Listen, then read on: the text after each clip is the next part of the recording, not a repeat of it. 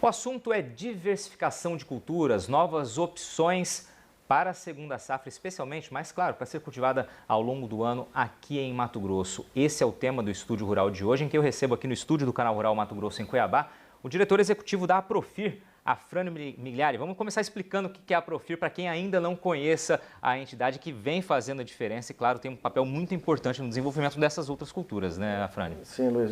Primeiro, obrigado por estar mais uma vez aqui com você e poder divulgar o nosso trabalho.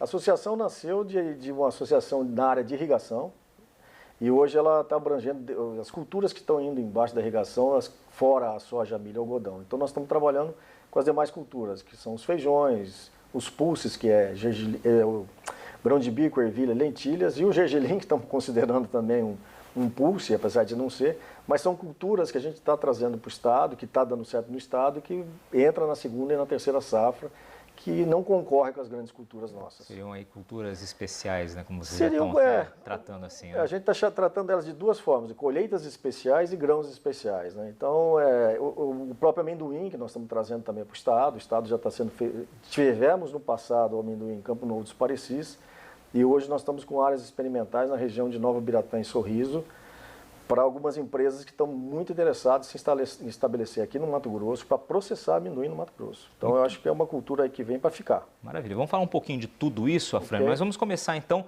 pelo gergelim, né, que tem despertado tanta atenção aqui em Mato Grosso nos últimos dias, aí, nas últimas semanas, né, uma mensagem muito positiva, que foi a abertura das portas do mercado da Índia, que produz gergelim, mas também demanda muito gergelim, especialmente na entre-safra deles, e é uma cultura que tem chamado a atenção por aqui, né? Ok, com certeza. E a presença da ministra lá fez assim, uma abertura muito grande, muito interessante para nós. Vamos então só acompanhar então um pouquinho a história do gergelim aqui em Mato Grosso, como está essa produção nesse momento. Vamos ver na tela aqui. Opção de cultura para a segunda safra, o gergelim é cultivado após a colheita da soja, disputando o terreno com o milho. Nos últimos anos, a oleaginosa tem ganhado espaço em Mato Grosso, especialmente em Canarana, na região leste do estado. O município é responsável por 90% do gergelim produzido no Brasil, segundo estimativas do Sindicato Rural. Na última safra, os 50 mil hectares plantados com gergelim em Canarana renderam 27 mil toneladas do grão. A expectativa é de que este ano a área salte para 70 mil hectares, com produção prevista de 40 mil toneladas. A expansão é um reflexo do maior interesse internacional pela oleaginosa brasileira. E com a abertura do mercado indiano, o otimismo dos agricultores fica ainda maior. Segundo o Ministério da Agricultura, no ano passado, as exportações brasileiras de gergelim, incluindo óleo e sementes para cultivo, somaram 25 milhões e meio de dólares. Os principais compradores foram Vietnã, Turquia, Guatemala e Arábia Saudita. A esperança dos agricultores é de que o sinal verde da Índia amplie as vendas e diminua a oscilação dos preços. Muito bem, Afrânio. A gente viu aí que o pessoal, especialmente lá de Canarana, né, é o grande polo produtor, município produtor de gergelim aqui em Mato Grosso, com perspectiva aí de 70 mil hectares nesta safra, né? E uma possibilidade de aumentar essa área em outras regiões do estado também? Com certeza. Canarana hoje, vamos dizer, é a nossa capital do gergelim no Brasil, né? O Mato Grosso se destacou nesses últimos anos nessa produção e nasceu tudo naquela região, né? Canarana é realmente o foco. O Sindicato Rural de lá puxa muito à frente esse trabalho, o pessoal da Empaé também lá na região. Enfim, hoje está sendo um destaque. Água Boa, que está do lado, também tem uma produção bem boa também esse ano, vai na ordem de uns 30 mil hectares. Então, sozinho aquela região estão com uma ordem de mais de 100 mil hectares. Nós esperamos uma expectativa muito maior.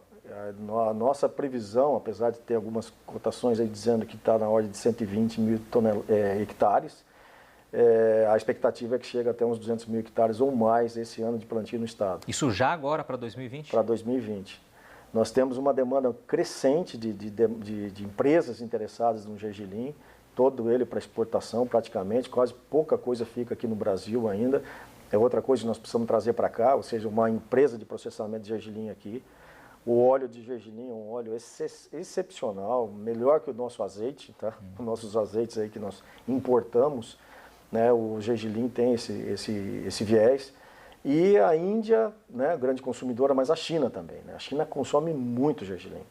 Então essa abertura para a Índia vai fazer com que a China também se aproxime, e a tendência é que a gente já tenha aumento da exportação desse gergelim aí, não só para a Índia não, mas para a China e aqueles países ali asiáticos que consomem muito gergelim. Maravilha. Vamos então aproveitar, você falou da Índia aqui, e ver também um outro vídeo. A ministra Tereza Cristina, que esteve lá na Índia, participou desse processo de abertura, mandou uma mensagem para a gente aqui, falando um pouquinho de como deve acontecer essa abertura de mercado, que tem também, claro, um imposto aí, né? Tem um valor aí que precisa ser pago, uma tributação em cima. Vamos então acompanhar aqui o que disse a ministra.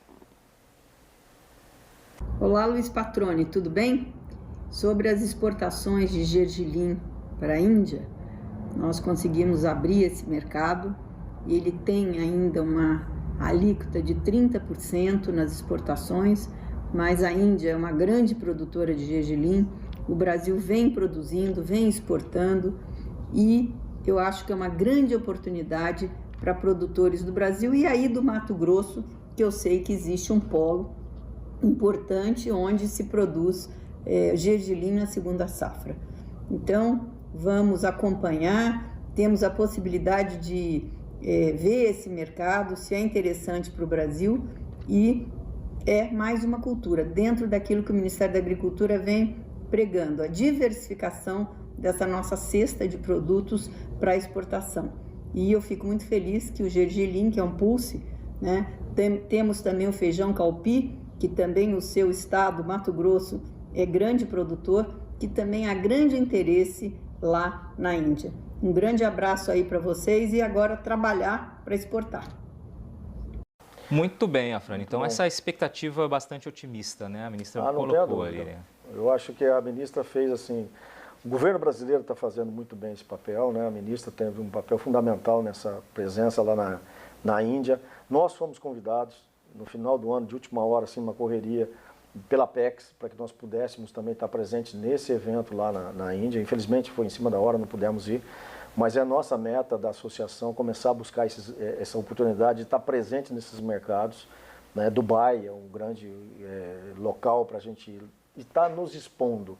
O que é nos expor? É ir lá e falar, ó, nós sabemos plantar isso e sabemos plantar bem, né? Nossa associação de produtores, temos produtores no estado inteiro, temos condições por demanda, que vocês quiserem, nós vamos plantar. Porque ainda está muito inseguro essas culturas, né? Então, uma hora, por exemplo, o calpi, que a ministra falou, né? Nós temos altos e baixos, né? Nós tivemos uma ascensão do calpi em 2017 aqui no estado, 16, 17, 18, foram muito boas. Depois caiu o preço muito. Quer dizer, o nosso produtor fica meio reticente em plantar, vou plantar, depois vou vender para ração, quer dizer, não é essa a função. A associação está vindo para tentar deixar esse equilíbrio, sabe, Patroni? Qual que é o nosso objetivo? É fazer com que não tenha muita essa oscilação. Isso atrapalha muito o mercado, tanto para quem planta quanto para quem compra. Pois é, isso gera insegurança, né? Especialmente quem está no campo. Exatamente. Agora, você mencionou anteriormente a expectativa de que pelo menos 120 mil hectares, ou quem sabe até 200 mil hectares sejam cultivados com gergelim, respondendo, claro, à abertura do mercado e também à grande demanda internacional que tem aberto esse espaço para o nosso gergelim aqui em Mato Grosso. Muitos produtores ainda temem a questão preço, né? A questão justamente de mercado, uma super oferta que poderia impactar nos preços, né? Como equilibrar essa situação? Olha, é complicado, porque isso é questão de mercado. Nós não somos uma commodity que você tem preço estabelecido em bolsas, né? O que nós pretendemos fazer aqui dentro do estado e para ajudar o nosso produtor, e estamos buscando essa parceria tanto com a Secretaria da Fazenda quanto com o IMEA e também com o IBRAF, que é uma entidade, é uma ONG que trabalha muito com essa questão de preços no Brasil, a gente começar a tentar deixar essas coisas bem mais claras para os nossos produtores. Evitar essas oscilações. Ofertar ao nosso produtor potenciais culturas que eles possam plantar e que vão colher, que talvez não tenha uma diferença muito grande de preço quando dá aqueles, no caso dos nossos feijões, daqueles preços malucos, né, do carioca, depois cai em preço. Evitar isso para o gergelim também. Trabalhar num valor onde ele tenha renda, ele tenha ganho econômico e ele possa também, o nosso exportador, estar trabalhando e vendendo esse material lá fora. Estabelecer uma espécie de piso aí? Não dá para você trabalhar, mercado, né, regular mercado, né? A gente está trabalhando, eles estão trabalhando na ideia de R$ 2,50, mais ou menos a média do preço do quilo do gergelim. Há uma demanda do produtor querer ganhar mais. O que nós não temos que olhar também é que lá fora tem um preço. Nós temos concorrentes também. Então, se a gente aumentar muito o nosso preço aqui interno, a gente também afeta a exportação, porque querendo ou não, são alguns meses de container nos navios para chegar do outro lado lá da Ásia, né? Enquanto que alguns países concorrentes nossos que estão ali na própria África têm um processo muito mais rápido para chegar, né? Então nós temos que trabalhar essa questão. E para isso eu acho que tenho certeza que nós temos que começar a passar a régua por cima. O que é isso? É trabalhar com qualidade. Nós temos que começar a melhorar a nossa semente, nós temos que ter qualidade de semente, nós temos que parar de fazer semente sem qualidade. Nós temos que começar a olhar para isso, nós não podemos matar a nossa galinha de ovos de ouro, sabe? Na ânsia de ganhar demais, eu vou fazer semente, vou vender para todo mundo. Nós temos que começar a olhar isso de uma forma mais profissional. Aproveitar que você tocou nesse assunto, a gente está encerrando esse primeiro bloco, mas eu queria que você falasse sobre isso aqui, Afrânio. A questão da qualidade da semente, né, da semente específica, para a nossa região, é um dos entraves ainda para o gergelim aqui em Mato Grosso, né? Como a associação tem trabalhado, buscando o desenvolvimento de pesquisas, né, para que se cheguem a materiais aí que de fato correspondam, né, à expectativa de quem está no campo? Nós já estamos, inclusive teremos reuniões, estamos já com reuniões periódicas com empresas de pesquisa, Instituto Agronômico de Campinas, a própria Embrapa, a Empaé do Estado, mais as nossas universidades, o próprio IFMT, o Instituto Federal do Mato Grosso. Junto com a nossa equipe, nós estamos trazendo materiais para começar a fazer testes de validação e também novas variedades para dentro do estado. Qual o objetivo disso? É trazer para o nosso produtor um produto de melhor qualidade e de aceitação no mercado. Temos que olhar para fora do mercado. Não dá para produzir nada aqui no Mato Grosso olhando para o Mato Grosso. Nós temos que olhar para fora do estado. Então, nós temos que saber o que eles querem, qual é a qualidade que eles querem, para que a gente possa ter um material de excelência aqui e colocar lá fora. E a semente é a base. Se nós não tivermos semente de qualidade, não teremos grãos de qualidade. Para a gente fechar esse bloco aqui, então, o gergelim ganha espaço definitivamente aqui em Mato Grosso? É uma promessa que tem se transformado em realidade? Eu diria para você mais. Eu acho que nós vamos daqui para frente aumentar muito mais e, com certeza, empresas interessadas em processamento do gergelim deverão se instalar aqui futuramente. Tem grandes empresas já fazendo, grandes corporações de processamento do gergelim, só a limpeza do gergelim para exportar, já se instalando em Canarana, de grandes portes, mas eu imagino que alguma empresa de fora que vai olhar isso com melhor olhos e vai vir para cá para trabalhar com óleo e outros processos do gergelim. Para essa industrialização aqui também. E nós precisamos, né? O Estado não pode ficar sendo só o produtor de matéria-prima básica, né? Não passamos desse tempo já. É o grande desafio. Afrânio, vamos fazer uma pausa, daqui a pouquinho a gente volta aqui. Esse é o Estúdio Rural, hoje com o diretor executivo da Aprofir, falando sobre gergelim nesse primeiro bloco, mas também sobre pulses daqui a pouquinho. Continue com a gente, esse é o Estúdio Rural, aqui de Cuiabá.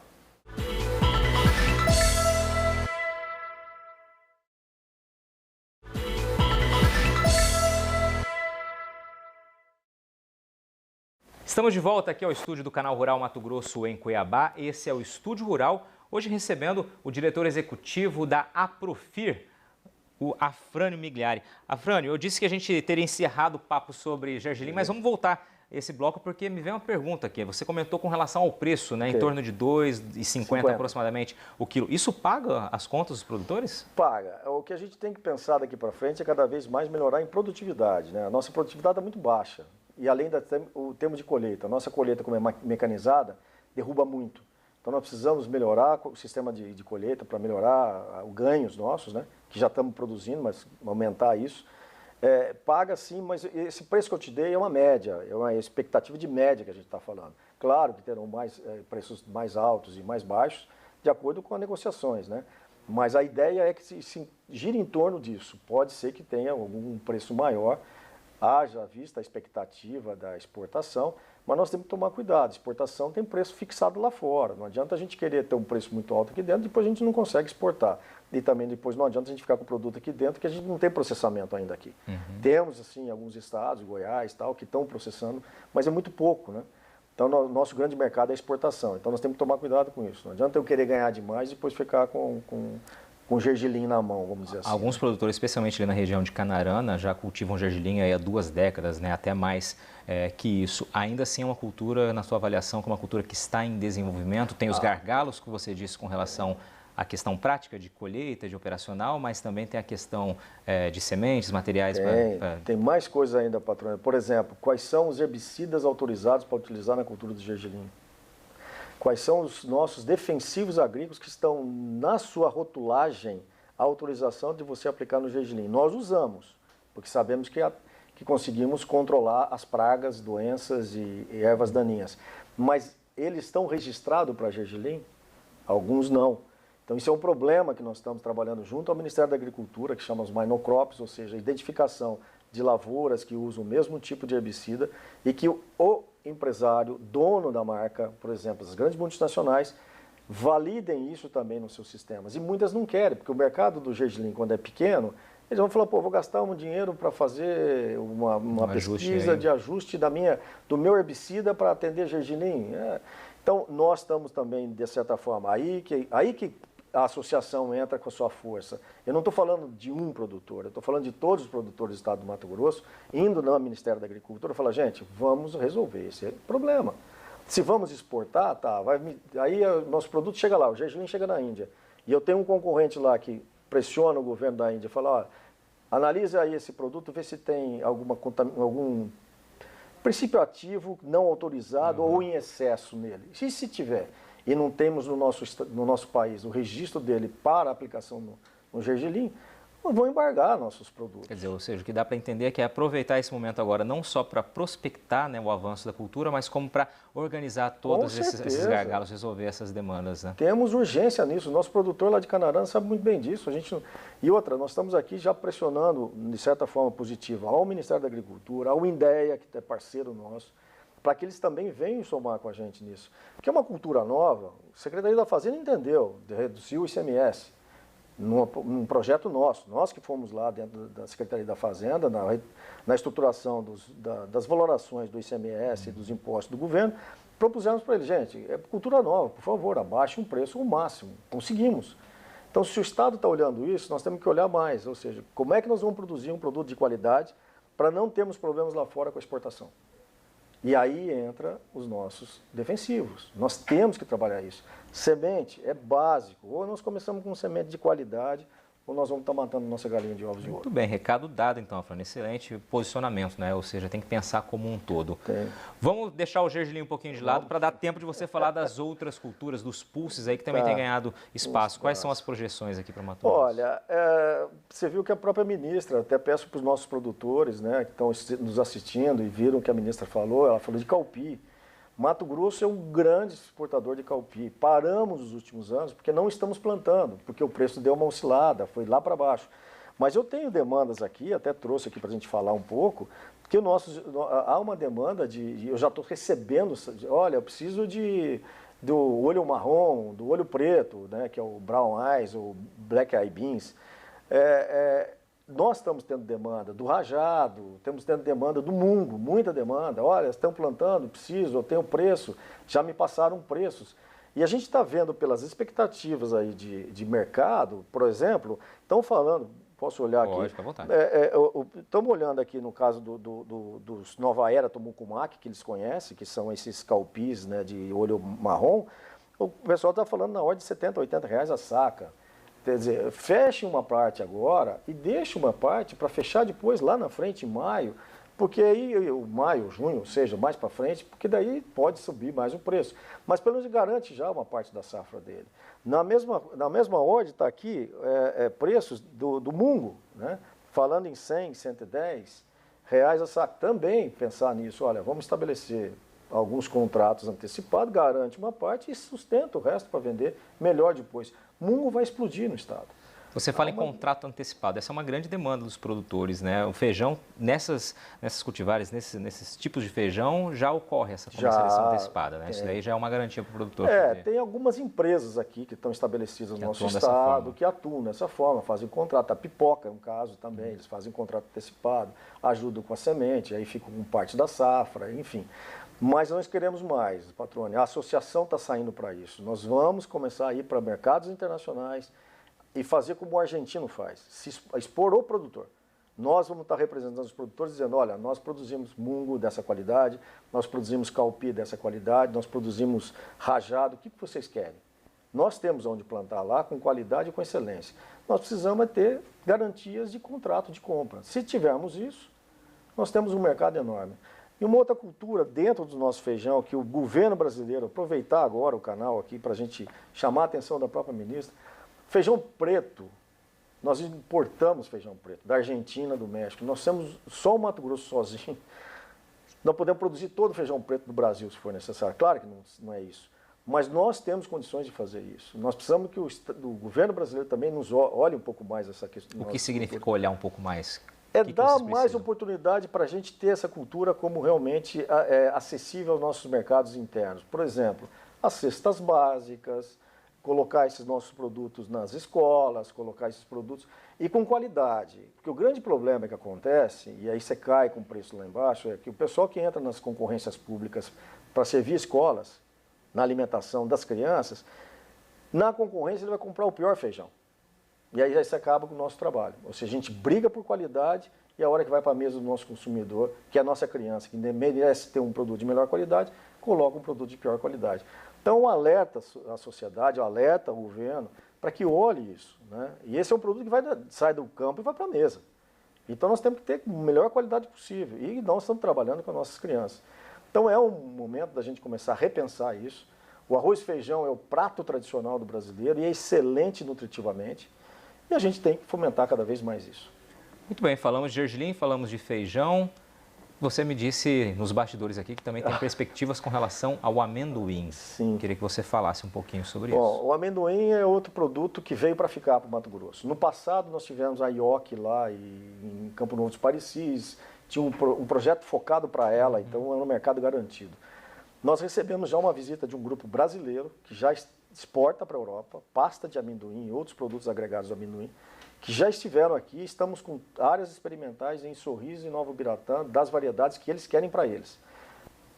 Estão estourando as variedades. Com certeza será excelente esse material.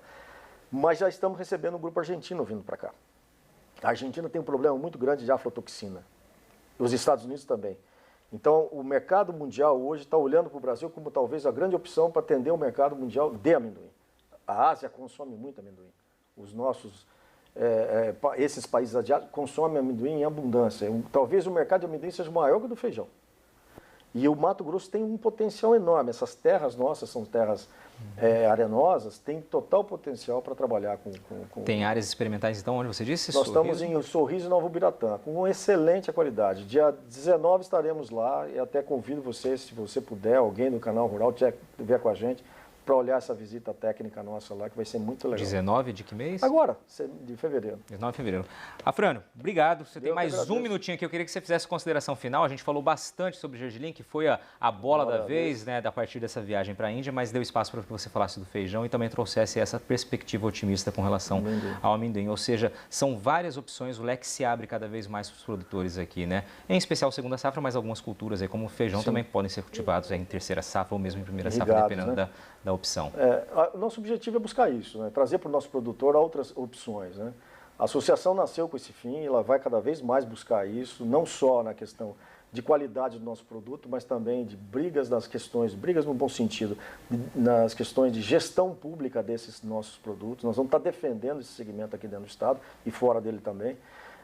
A cultura do caupi, peço aos nossos produtores que estão nos escutando, olhem com bons olhos, a questão do mercado está mudando, nós vamos precisar de colocar no mercado mundial caupi muito fácil de olhar. Olha o problema que teve a Austrália com fogo, a Austrália vai ter um problema de dificuldade de entregar proteína barata para a Índia e para a China. A oportunidade que nós temos com o nosso caupi, né? O próprio outros países que são exportadores para a Índia e para a China estão com problema de dificuldade. Então, nós temos um momento muito legal, o nosso produtor precisava ficar mais atento um pouco.